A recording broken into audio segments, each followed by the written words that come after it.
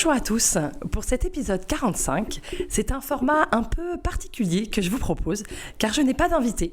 Je prends seule la parole pour vous parler de ces 23 premiers épisodes en français que vous pouvez évidemment retrouver sur votre plateforme d'écoute habituelle.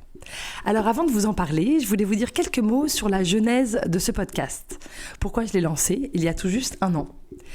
Avec ce projet, j'avais envie de rencontrer des gens du secteur de la mode en Belgique, d'ouvrir des discussions, d'échanger, de partager. J'avais, et j'ai toujours d'ailleurs, envie de savoir ce qui se passe derrière les beaux visuels léchés d'Instagram, derrière certains articles que je lis parfois et que je trouve trop factuels ou bien trop poétiques. Je pense par exemple à un article qu'on pourrait lire sur, Marie Martens et qui explique qu'elle a des points de vente au Japon. Et ben moi, tout de suite, je veux savoir pourquoi, grâce à qui, comment elle a fait, est-ce qu'elle a un associé au Japon, est-ce qu'elle a fait un salon professionnel là-bas, donc ça c'est vraiment ma démarche. Pareil, même frustration quand je lis des articles très inspirationnels sur le monde poétique du créateur et qui a en fait aucune réalité commerciale, parce que moi en fait c'est vrai, je me sens vraiment une fille pragmatique et j'ai envie de savoir pourquoi et comment par exemple ce créateur il est inspiré et comment on est passé justement d'une idée à une collection puis à une distribution. Car ça paraît bien joli dit comme ça dans la presse parfois, mais croyez-moi, c'est bien plus compliqué que ça. Et donc ça, moi, ça m'intéresse. Et voilà, moi, je suis pas une journaliste, je suis une experte du secteur. Je travaille dedans depuis 20 ans et ça me passionne vraiment.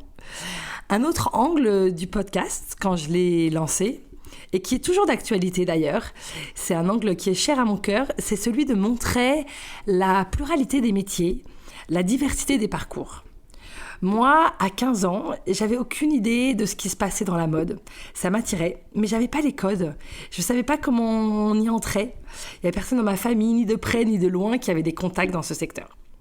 D'ailleurs, je vais vous raconter un peu comment j'ai fait, moi. J'étais à Paris, donc j'ai débuté dans le secteur par la porte des stages. Donc, je dois avouer, à Paris, c'est assez facile. Il y a quand même plein de maisons, c'est un vrai business d'ailleurs, mais ça, c'est encore un autre sujet. Et donc voilà, j'ai fait des stages chez Paul Smith, puis chez Burberry, et donc à partir de là, quand même, on se crée déjà un peu du réseau, des contacts, et c'est comme ça que j'ai pu ensuite rentrer chez Chloé. Mais en arrivant à 25 ans en Belgique, moi, j'avais plus envie de faire de stage. Et j'avais envie de gagner ma vie. Et donc, voilà, l'option stage, elle était plus pour moi. Du coup, je suis repassée par la case retail, être vendeuse dans la boutique de Yohji Yamamoto à Anvers. Et je pense que c'est une bonne idée d'ailleurs de passer par la case boutique, expérience terrain, expérience client quand on veut rentrer dans ce secteur-là. Il faut aussi se souvenir que moi, il y a 15 ans, en arrivant à Anvers, j'avais quand même une problématique de langue à surmonter, car évidemment, personne n'attendait à Anvers, dans la mode, ni ailleurs d'ailleurs, une fille qui parle que le français et l'anglais. Donc même trouver un job en boutique, honnêtement, c'était pas si évident. Mais voilà, donc j'ai quand même été embauchée par Yohji Yamamoto. Le recrutement s'était fait d'ailleurs via Paris. Et j'y suis allée, c'était mon passeport pour la Belgique, je l'ai vraiment vu comme ça. Mais je savais aussi que j'y resterais pas toute ma vie. Donc voilà. Et je vous raconte ça parce que justement, je trouve que c'est important de montrer que les parcours professionnels, ils sont pas linéaires. Et d'ailleurs, moi, j'adore les histoires de banquiers qui se lancent dans les chemises ou les bretelles. Là, je fais un petit clin d'œil à l'épisode 15 avec Gilles. Ou je pense évidemment à Peggy Hack de l'épisode 33 qui a eu plein d'aventures professionnelles passionnantes. Et on sent bien que ça nourrit son travail aujourd'hui de business coach auprès du MAD, qui est un incubateur, une plateforme à Bruxelles qui accompagne les créateurs dans la mode et dans le design.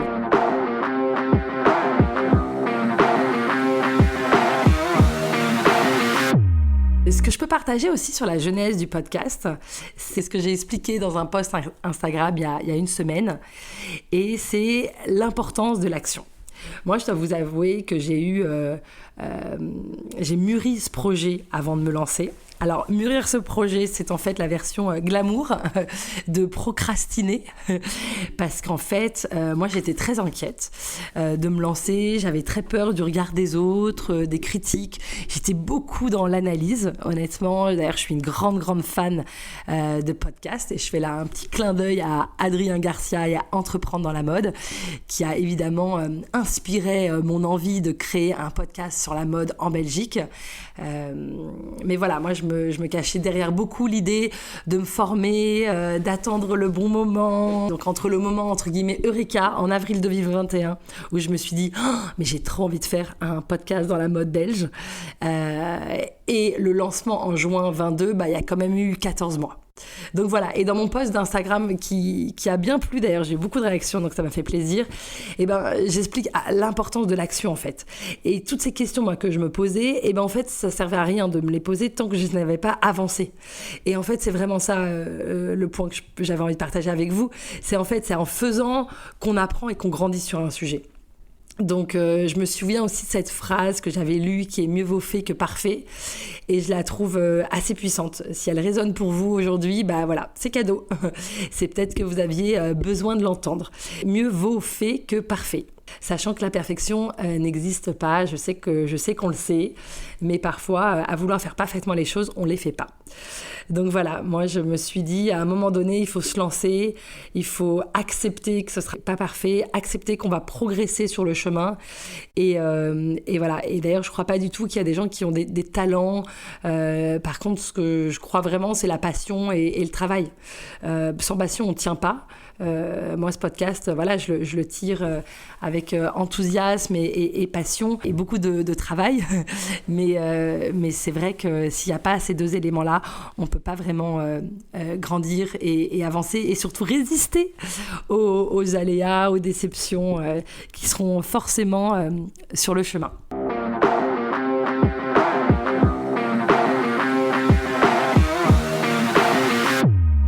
Ce podcast, il contient 2 saisons. Une première qui était de juin à décembre et une deuxième saison lancée en janvier. D'ailleurs, à partir de septembre, je vous invite pour une 3e saison avec pas mal de nouveautés, des angles plus précis par invité, des discussions qui apporteront vraiment de la valeur sur une thématique. Je vous en dis pas plus, mais évidemment, à partir de septembre, pour la saison 3, je vous invite à me suivre. Donc aujourd'hui, ce podcast, avec ces 2 saisons, il a 23 épisodes en français et 1 en anglais avec Juraj Sakra et 21 en néerlandais. Sur les 23 épisodes en français, il y en a 9 qui donnent la parole à des acteurs de marques de prêt-à-porter, 5 pour des marques de bijoux, 5 pour des marques de sacs, d'accessoires et aussi 3 avec 3 femmes avec qui j'ai envie de dire on prend un peu l'hélicoptère pour avoir une vision plus large du secteur. Et je fais mention là des épisodes avec Isabelle qui est journaliste et à la tête du magazine Moments, c'est l'épisode 19. Il y a aussi l'épisode avec Elke Timmerman qui est l'épisode 10 qui a lancé le Fashion Council of Europe, qui a travaillé au MAD et qui est maintenant au Flanders DC à Anvers, avec qui on a une discussion sur le secteur et la responsabilité publique et politique qu'a la Belgique dans le soutien à ses créatifs. Et puis, on a aussi l'épisode avec Peggy qui parle de son travail au MAD, dont je vous ai déjà parlé. Donc, un travail de coach, d'accompagnatrice des créateurs dans leurs différents projets créatifs.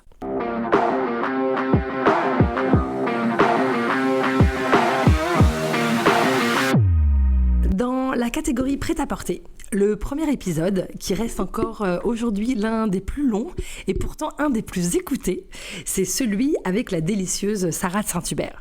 C'est une fille qui a un univers stylistique et musical fort, une identité rock et poétique et qui raconte avec beaucoup de transparence ses choix stratégiques et parfois difficiles qu'elle a dû faire pour sa marque. Comment elle a dû s'écouter et respecter au mieux ses envies. C'est l'épisode numéro 2. Ensuite, il y a l'épisode 8 avec Dorian van Overheim de la marque Dorilou qui parle d'une marque engagée, genderless, produite en Belgique avec des chutes de tissus et c'est vraiment intéressant de l'écouter. Elle raconte aussi comment elle a accompli un rêve d'enfant en shootant avec une grande mannequin. Donc c'est l'épisode 8. J'adore aussi, c'était une super belle rencontre, l'épisode 11 qui tend le micro à Didem Celebi, qui est une jeune fille d'origine turque, bruxelloise, qui est une fille ambitieuse, qui a vécu une aventure entrepreneuriale quand même extraordinaire avec un géant chinois du online. Alors évidemment, on a le droit d'être très critique sur cette enseigne, mais c'est quand même intéressant d'écouter l'histoire de Didem et de comprendre comment elle a tiré son épingle du jeu et vécu une expérience inédite. Après, vous avez l'épisode 17, toujours dans cette catégorie prêt-à-porter, que vous avez adoré. Et ça ne m'étonne pas, car Laurent Boxtal parle très bien. Et dans cet épisode, il explique avec beaucoup de précision, d'enthousiasme aussi, les réalités d'une agence commerciale. Et donc cet épisode avec Laurent, il vous permet de bien appréhender les tenants et les aboutissants d'une agence commerciale. Une agence à Anvers qui distribue des marques sur le Benelux. Pour l'épisode 25, j'ai adoré découvrir l'histoire absolument passionnante de Juraj Straka. Il a été Head of Design chez Schiaparelli, chez Dries Van Noten. Il a aussi une longue et riche expérience chez Bucal à Lyon, qui est vraiment le seul et le grand fabricant à Lyon d'imprimés. Et donc voilà, aujourd'hui, Juraj, il vit à Anvers et il est indépendant et il est designer textile et il travaille avec les plus grandes marques belges et c'est une belle personne. Donc vraiment, épisode 25 aussi. Dans cette catégorie prêt-à-porter, vous avez aussi les histoires entrepreneuriales passionnantes, je trouve, comme l'épisode 27 avec Olivia Borlée de Unrun, où elle nous raconte comment on passe d'athlète de haut niveau à la mode et le lancement de sa marque. Ensuite, vous avez l'épisode 31, où vous écoutez l'aventure de Justine d'Imprévu, une marque liégeoise qui, de saison en saison, dépasse les frontières. Et j'aime beaucoup le dynamisme de Justine. Ensuite, vous avez Élise Visté de la maison Élise et avec elle, on parle de mode circulaire et elle donne aussi des bons conseils à ceux qui démarrent. C'est l'épisode 35. Pour la catégorie prêt-à-porter, le dernier de cette catégorie pour la saison 1 et 2, c'est un épisode que vous avez adoré avec la pétillante Clio Goldbrenner. C'est vrai que son parcours est intéressant et sa vie d'aujourd'hui, il est d'ailleurs tout autant. Elle construit son métier, elle construit son quotidien en écoutant ses envies, son cœur et ça, je trouve que c'est déjà assez inspirant. Aujourd'hui, elle développe la distribution de marques de prêt-à-porter, de chaussures et de bijoux sur la Belgique. Et puis aussi, elle est à la tête d'événements vraiment super avec Émilie Duchesne. Et elle accompagne, elle forme, elle rassemble des femmes autour de l'entrepreneuriat. Et elles font ça super bien.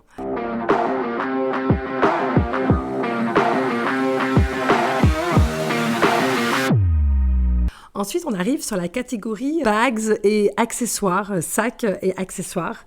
Alors, le premier, c'est Pascal Stallens. Alors, je l'ai mis dans cette catégorie-là parce qu'elle est aujourd'hui derrière le développement commercial de justement la marque de sacs Clio Goldbrenner et Octogony. Mais cet épisode, il est hyper puissant parce qu'en fait, Pascal, elle prend tout de suite de la hauteur sur le secteur et elle donne plein de conseils à des créateurs. Le conseil notamment de travailler sur son identité de marque. Donc, je trouve qu'il est très très inspirant cet épisode. Ensuite, vous avez l'épisode 13 avec Elga de la marque anversoise Kai Bags.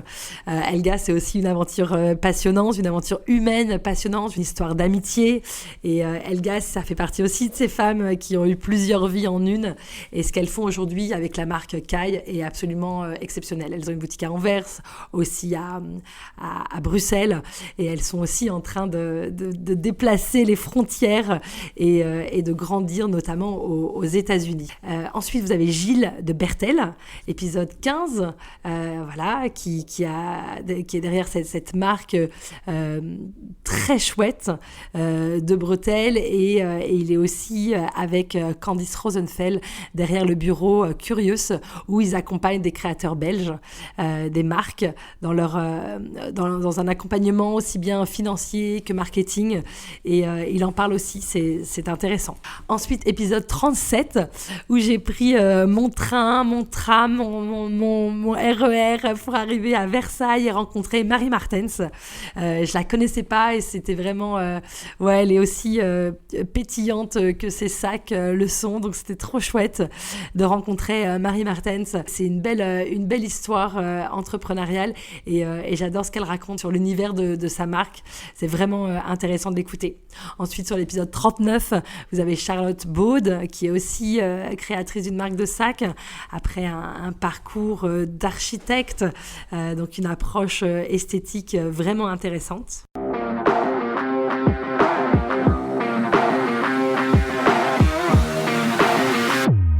Ensuite, vous avez la catégorie bijoux. Alors, la catégorie bijoux avec 5 épisodes. Le premier avec Stéphanie de Juna Fé, qui est quand même une aventure intéressante de vouloir bousculer les codes, aller chercher autre chose. Donc, dans le cas de Juna Fé, c'est de l'or 100% recyclé, c'est des diamants de laboratoire, mais aussi une esthétique belle, douce, avec un clin d'œil sur leurs origines grecques. Donc, c'est un très bel épisode. Moi, j'aime beaucoup ce que raconte et Stéphanie. Donc, c'est l'épisode 4. Ensuite, l'épisode 21, vous avez les sœurs Arroz, Laura et Paola, qui sont et un succès online et aussi une boutique maintenant à Bruxelles. Et elles parlent beaucoup de l'importance des collaborations. Donc c'est intéressant d'avoir aussi cet aspect-là d'une marque lancée digitalement. J'aime beaucoup leur approche à toutes les deux. Ensuite, sur l'épisode 23, vous avez Aurore Aven qui raconte aussi le fair mind, donc aussi l'importance de aligner son business à ses valeurs. Et c'est une belle personne, Aurore, et je trouve que ça se ressent bien. Elle a aussi une approche non genrée de ses bijoux, et je trouve que c'est moderne et ça fait bousculer les codes d'une société en pleine évolution. Ensuite, l'épisode 29, avec Émilie Duché. Émilie, elle a vraiment une communauté de fans et je le comprends tout à fait parce que c'est vraiment une fille chouette, sympa, généreuse, inspirante. N'hésitez pas à écouter cette cool girl, une fille qui a vraiment des choses à défendre avec Thea Jewelry, une marque qui vient célébrer des dates, des prénoms, et c'est une belle marque. Ensuite, vous avez l'épisode 43 avec Oriane de Munter, de la marque ODM Jewels. Et là, on se concentre aussi sur ce projet Embrace. Qu'est-ce qu'il vient dire ? Donc, c'est des bracelets scellés pour la vie. Donc, aussi une démarche de bijoux avec du sens, de bijoux qui viennent raconter et célébrer. Et c'est une fille vraiment solaire, Oriane. Donc, cet épisode, il est trop chouette. Et d'ailleurs, vous l'avez beaucoup aimé. Et je trouve que c'est du soleil dans les oreilles, cet épisode 43.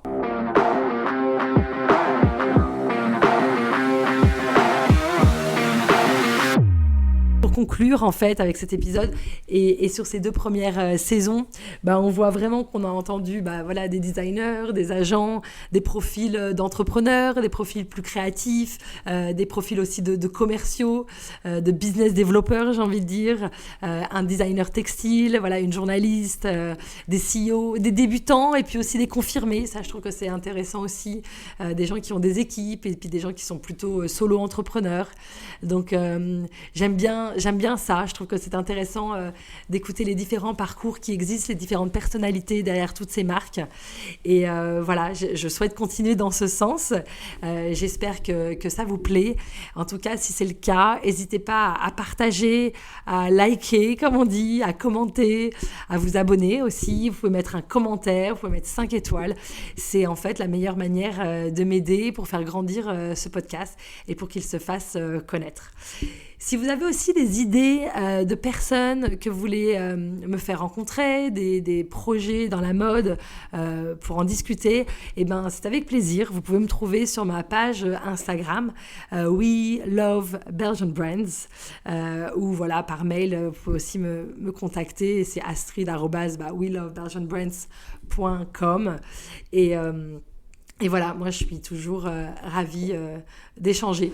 Voilà, je vous remercie pour vos écoutes et puis je vous souhaite plein de bonheur et plein d'amour.